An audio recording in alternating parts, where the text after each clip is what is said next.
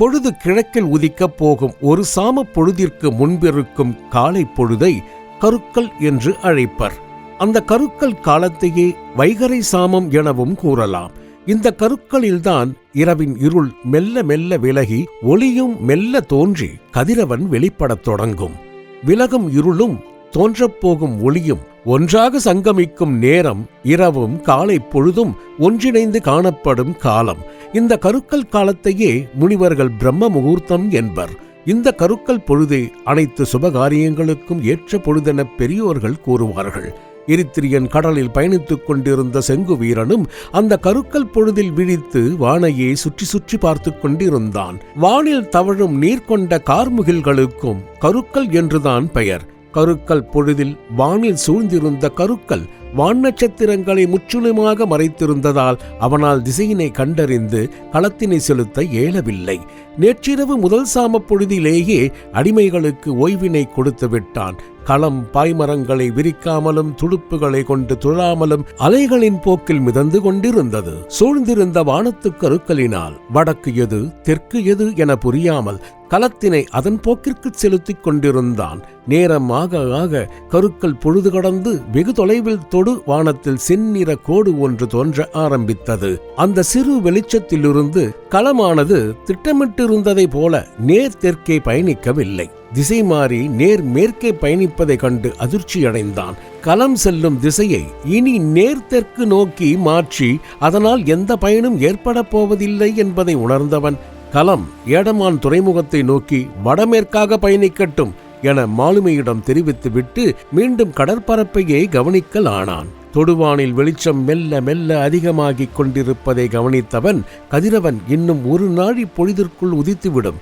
மேகமூட்டமும் பனிமூட்டமும் அடர்ந்து காணப்படுவதால் கடற்பரப்பில் வெளிச்சம் பரவி நமது களம் கடற்கொள்ளையர்களின் பார்வைக்கு அகப்பட எப்படியும் ஒரு முகூர்த்த பொழுதிற்கு மேல் காலமாகும். அதன் பிறகு நேற்றிரவு நாம் தீட்டிய திட்டப்படி அனைத்தும் நடைபெற வேண்டும். நேற்று நான் கட்டளையிட்டபடி அனைத்து செயல்களும் நிறைவேற்றப்பட்டு விட்டதுதானே என அருகில் நின்ற இம்ஹோடெப்பிடம் வினவினான். ஆமாம் தலைவரே, தாங்கள் உத்தரவிட்டபடி அனைத்தையும் நிறைவேற்றிவிட்டோம். சரியாக செய்திருக்கிறோமா என்று சோதனையிட்டுக் கொள்ளுங்கள் என்றான்.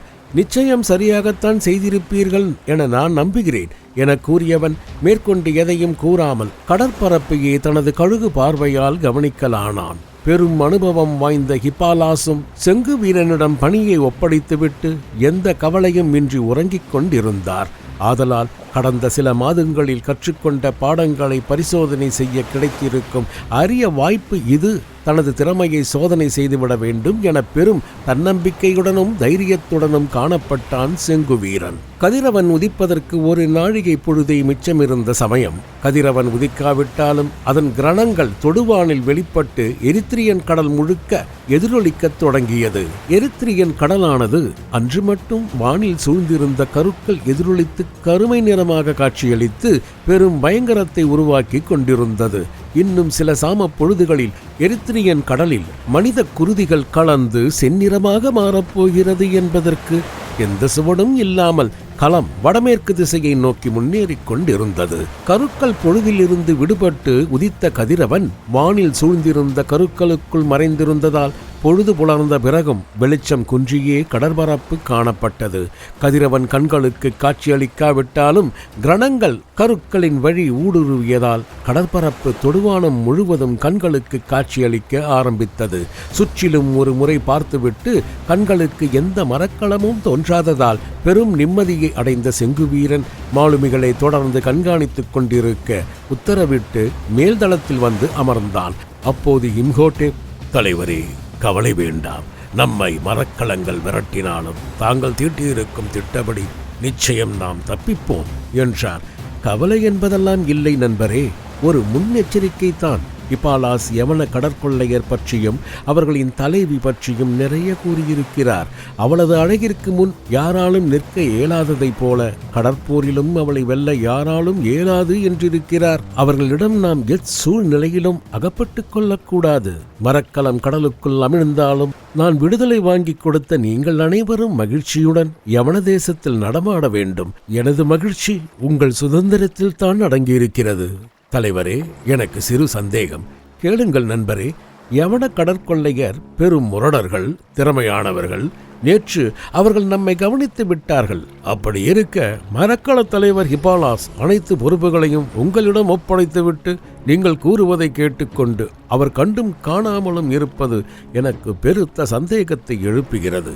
அவர் மீது உனக்கு வீண் ஐயம் வேண்டாம். அவரிடம் கடற்வித்தையை கற்றுக்கொண்ட மாணவனான என் மீது பெரும் நம்பிக்கை வைத்து என் பட்டறிவையும் கேள்வி அறிவையும் சோதனை செய்கிறார். நான் கேட்டதற்கிணங்க அடிமைகளாக இருந்த உங்களுக்கும் விடுதலை வழங்கிவிட்டார் என கூறிக்கொண்டிருந்த போதே இடைமறித்த இம்ஹோடெப், தலைவரே, எனக்கு அப்போதில் இருந்துதான் ஹிபாலாஸ் மீதிருந்த சந்தேகம் வலுவடைந்து நிலை பெற்று விட்டது என செங்குவீரன் மட்டும் கேட்கும்படி அமைதியாக கூறினார்.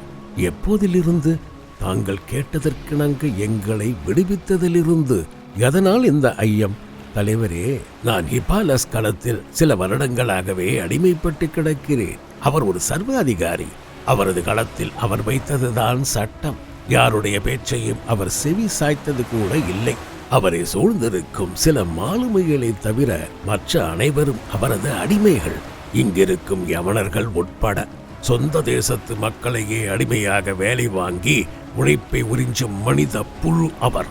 கடந்த வருடம் அவரது உற்ற நண்பன் ஒருவன் அவரை எதிர்த்து பேசிவிட்டார் என்பதற்காக கடலில் இருந்து தூக்கி எறிந்து கொன்றவர்தான் அவர். அப்படிப்பட்டவர் உங்களை கண்ட பிறகு அடியோடு மாறி போய்விட்டார் என்பதைத்தான் என்னால் ஏற்றுக்கொள்ள இயலவில்லை.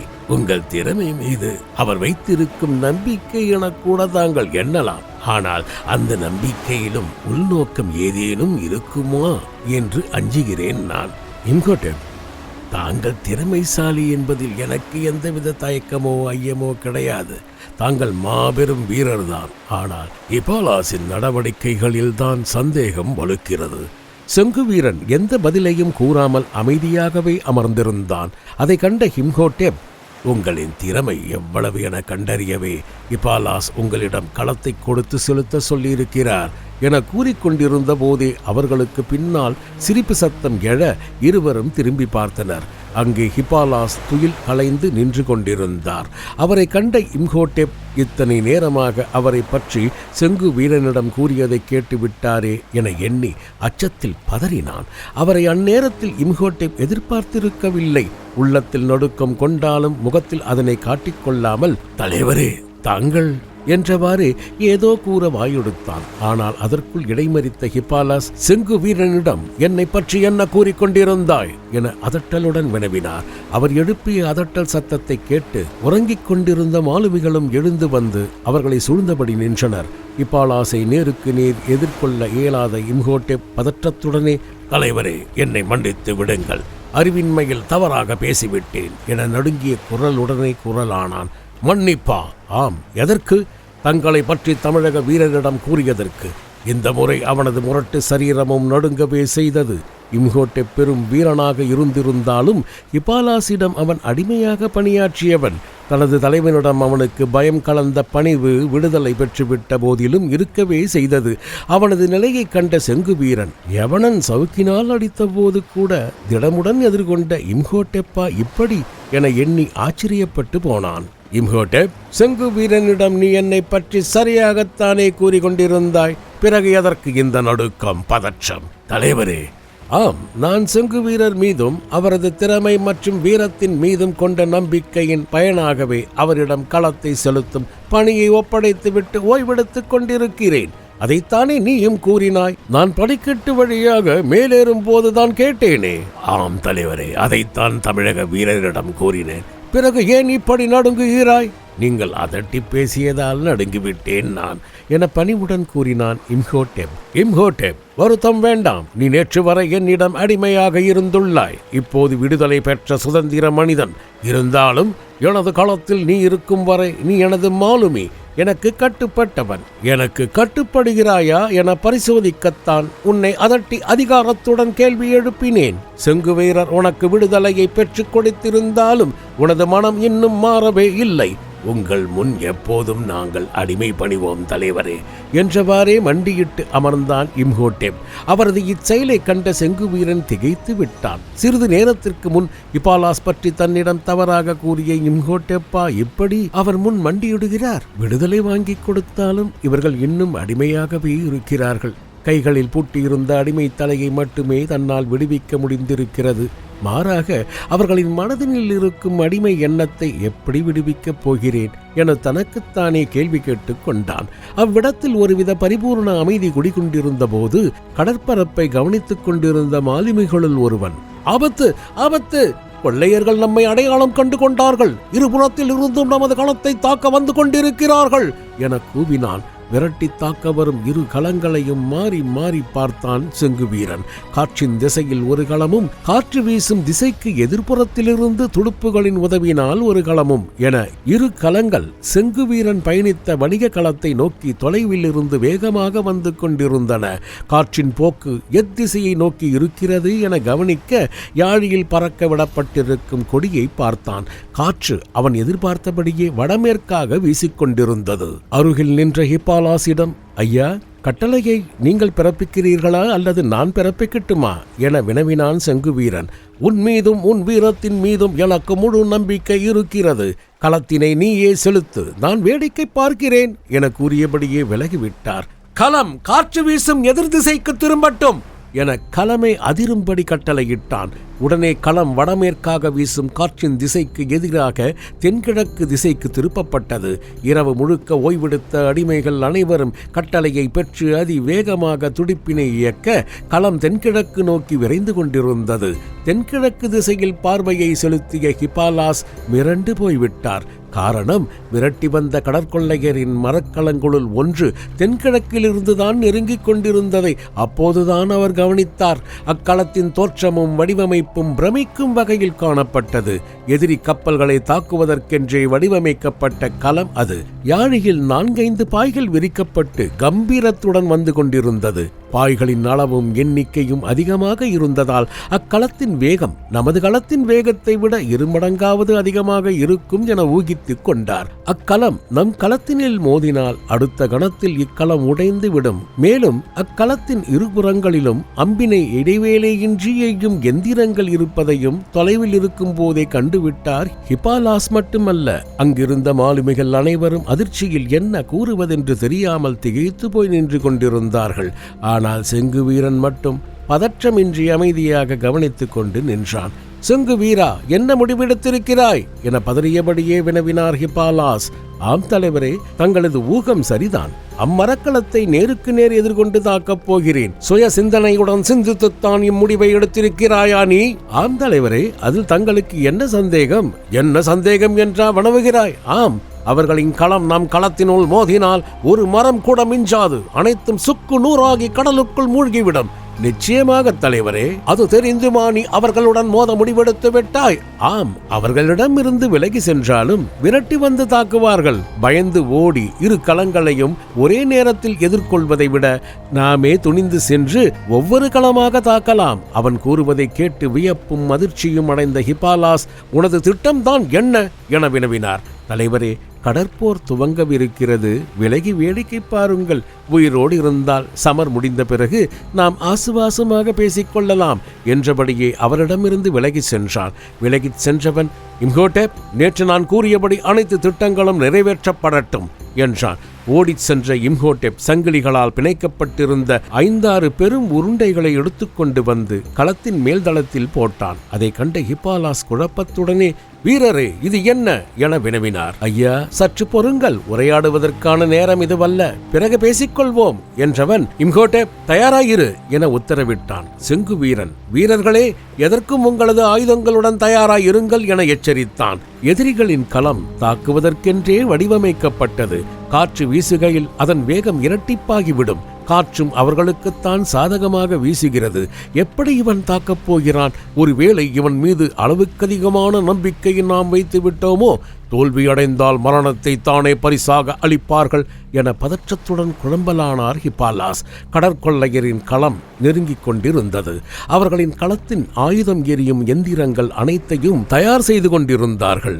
எரியம்புகள், வாட்கள் மற்றும் கோடரிகள் ஆகியவற்றுடன் கடற்கொள்ளையர் அனைவரும் அனைத்திற்கும் தயாராய் நின்றது இவர்களின் கண்களுக்கு தெரிய ஆரம்பித்தது. களம் இன்னும் நெருங்கி இருந்தது. நான் கட்டளையிடும் வரை யாரும் அவசரப்பட வேண்டாம், பதற்றமும் வேண்டாம். காற்றும் கடல் அலையும் நமக்கு சாதகமாகத்தான் இருக்கிறது என கூறினான் செங்குவீரன். செங்குவீரனின் பேச்சில் துளியளவும் ஹிப்பாலாசிற்கு நம்பிக்கை இல்லை. ஆனால் அடிமை வீரர்கள் அனைவரும் பெரும் நம்பிக்கையுடன் அவன் கூறுவதை கேட்டுக்கொண்டிருந்தார்கள். களத்தின் வேகம் குறைக்கப்படட்டும் என்றான். உடனே களத்தின் துடுப்புகளை இயக்குவதை அடிமைகள் நிறுத்த வேகம் குறையத் தொடங்கியது. கடற்கொள்ளையர்களின் களம் இன்னும் நெருங்கியிருந்தது. அவர்கள் எரியம்பு எய்தால் நிச்சயம் இவர்களின் களத்தினை ஒன்றிரண்டு தாக்கும் என்ற நிலை. இவர்களின் களமும் அருகில் நெருங்கட்டும், ஒரே மோதலில் மோதி எரித்திரியன் கடலுக்குள் அமிழ்த்தி விடுவோம் என பெரும் களத்தின் மீது நம்பிக்கை கொண்டு கடற்கொள்ளையர்கள் முன்னேறி கொண்டிருந்தார்கள். நெருப்பினை பற்ற வைத்து, நேற்று நான் பயன்படுத்திய வில் மற்றும் எரி அம்புகளை என்னிடம் கொண்டு வாருங்கள் என கட்டளையிட உடனே ஒருவன் அருகில் இருந்த எண்ணெய் விளக்கினை ஏற்றினான். மற்றொருவன் தொலைவில் வைத்திருந்த வில் மற்றும் சில எரி அம்புகளை கொண்டு வந்து அவனிடம் கொடுத்தான். எரி அம்புகளை வாங்கிய செங்குவீரன், இம்ஹோடெப் தயாராயிரு, நான் கட்டளையிடும் வரை அவசரப்பட வேண்டாம் என மீண்டும் தெரிவித்தான். செங்குவீரன் கூறியதை கேட்ட இம்ஹோடெப் கீழே உருட்டி சுருட்டி வைத்திருந்த உருண்டைகளின் இரும்பு சங்கிலி கைப்பிடியை எடுத்துக்கொண்டு தயாராய் நின்றான். செங்குவீரன் ஒற்றை வில் அம்போடும் இம்ஹோடெப் பெரும் உருண்டையோடும் நிற்பதை பார்த்த ஹிப்பாலாசும் மாலுமிகளும் என்ன நடக்கிறதென்று தெரியாமல் குழம்பி நின்றனர். கொள்ளையரிடம் உள்ள இதைவிட பல மடங்கு நூற்றுக்கணக்கான எரியம்புகளை அவர்களின் இயந்திரங்கள் எய்யப் போகின்றன. இந்த ஒற்றை வில்லை வைத்துக்கொண்டு இவன் என்ன செய்ய போகிறான் என குழம்பினர். களம் இதே வேகத்தில் செல்லட்டும் என பொதுவாக கட்டளையிட்டவன் இம்ஹோடெப்பிடம், நண்பரே, உனது சாதுரியத்தை காட்டு, இது உனக்கான நேரம் என சிரித்தபடியே கூறலானான். செங்குவீரனின் இசைவினை கேட்டதுதான் தாமதம். அடுத்த கணம் செயல்படத் தொடங்கினான் இம்ஹோடெப். கையில் பிடித்திருந்த உருண்டையின் சங்கிலியை தூக்கியவன் கரகரவென்று சுழன்றான். அவன் சங்கிலியை பிடித்து சுழற்றத் தொடங்கியதும் சங்கிலியின் முனையில் இருந்த பெரும் உருண்டையும் சேர்ந்து வேகமாக சுழலத் தொடங்கியது. அவனது சுழற்சியின் வேகத்திலிருந்தே அவ்வுருண்டை அதிக கனம் மிகுந்ததுதான் என அங்கிருந்த மாலுமிகள் கண்டுகொண்டார்கள். ஆனால் அவர்கள் யாருக்கும் அவ்வுருண்டை பற்றிய மர்மம் என்ன என்று தெரிந்திருக்கவில்லை. எண்ணெய் தோய்க்கப்பட்டிருந்த துணியினால் சுற்றப்பட்டிருந்தது. அக்கனமான உருண்டை தூக்கி சுழற்சிய இம்ஹோடெப் சங்கிலியை விடுவித்து நெருங்கியிருந்த கடற்கொள்ளையரின் களத்தின் மீது வீசி எறிந்தார். இம்ஹோடெப்பின் கையில் இருந்து விடுபட்ட அவ்வுருண்டை இவரது சுழற்சியிலிருந்து பெரும் வேகத்துடன் பறந்து கொள்ளையரின் களத்தின் மீது குறிதவறாமல் விழுந்தது.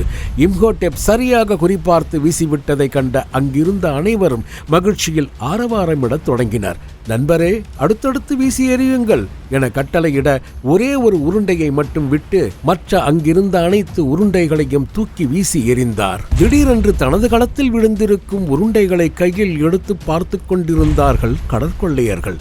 தலைவரே, கடைசி உருண்டை என எச்சரிக்கையுடன் கூறினான் இம்ஹோடெப்.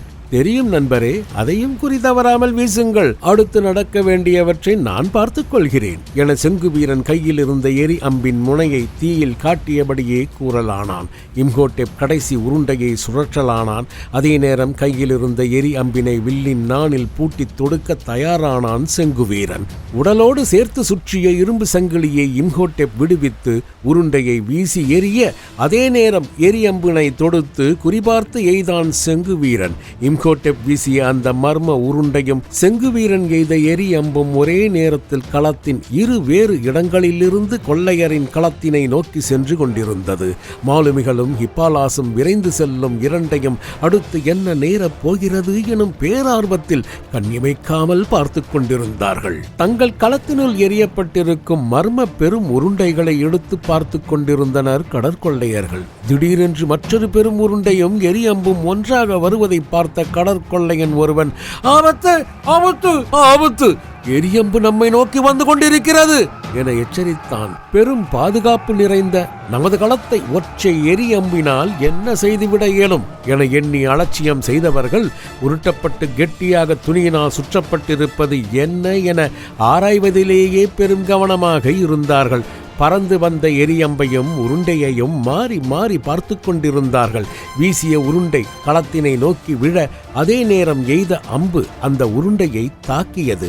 உருண்டையை எரியம்பு தாக்கியதும் எரிந்தபடியே கொள்ளையரின் களத்தினுள் விழுந்தது. அதை பார்த்து கொண்டிருந்த கடற்கொள்ளையன் ஒருவன், ஆபத்து ஆபத்து, கடலில் குதியுங்கள் என எச்சரித்தபடியே கடலுக்குள் குதித்து விட்டான். மற்ற கடற்கொள்ளையர்கள் சுதாரிப்பதற்குள் எரியம்பு தாக்கப்பட்டு விழுந்த பெரும் உருண்டையானது அவர்கள் எதிர்பாராதபடி திடீரென்று வெடித்து சிதறியது. அந்த வெடிப்பில் இருந்து வெளிப்பட்ட இரும்பு, தாமிர மற்றும் கண்ணாடி துகள்கள் சிதறி கடற்கொள்ளையரின் மீது குத்தி அவர்களின் உடலை கிழித்தன.